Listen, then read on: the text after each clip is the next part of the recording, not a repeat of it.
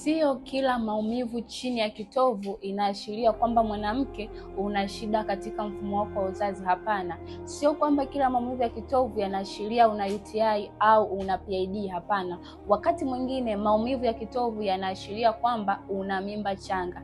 Hivyo unapopata maumivu, epuka kutumia antibiotiki bila ushauri wa daktari.